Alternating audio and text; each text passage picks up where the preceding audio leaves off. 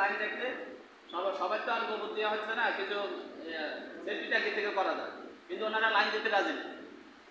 মানে আমি বলছি যেমন আমার যে লাইনই করছি ওটার জন্য বলছি যে আমার একটা পাইপ রাখেন, আমি আমার সেফটি ট্যাঙ্কের সাথে দিয়ে দিই। এখন আপনার সেফটি ট্যাঙ্ক আপনার বাড়িতে লোকজন কয়জন?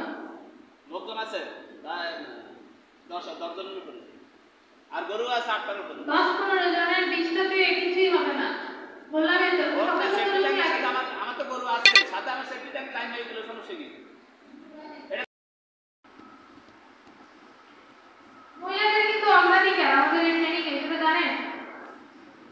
আমাদের শ্রদ্ধেয় শফিক পাঠান স্যার কিন্তু আপনাদেরকে ভালোই উপস্থিতি রাখছে। আপনারা বায়োগ্যাস আসলে কার জন্য করি আমরা? এই বায়োগ্যাস প্ল্যান্ট কার জন্য ভাই? মহিলাদের সুবিধার জন্য না? এরা তো কোনো কথাই বলে না, ম্যাডামরা বসে আছে।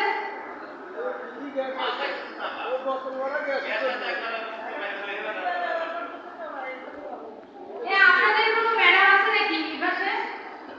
হাজবেন্ড ওয়াইফ আছেন কেউ এখানে?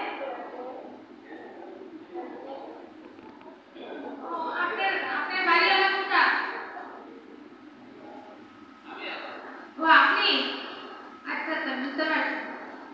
তাহলে আপনি সুখের জন্য কিন্তু ভাই এই যে এত ব্যবস্থা নিচ্ছে, হ্যাঁ এইরকম। আপনার কি কোনো প্রশ্ন আছে যে আমার যে প্ল্যানটা করে দিছে আমি কিভাবে পরিচালনা করবো, আমার একটু জানার আছে, বলেন দেখি।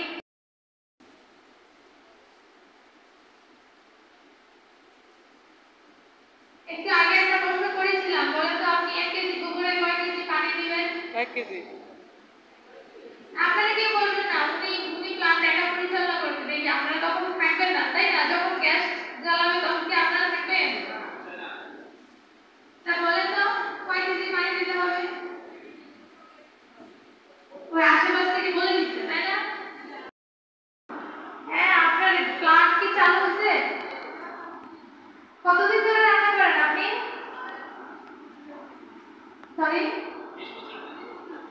আচ্ছা 20-25 দিন। মাশাআল্লাহ, আপনি অনেক ধরে গ্যাস পাচ্ছেন। আপনার অভিজ্ঞতাটা কেমন বলেন তো? আপনার অভিজ্ঞতা কেমন?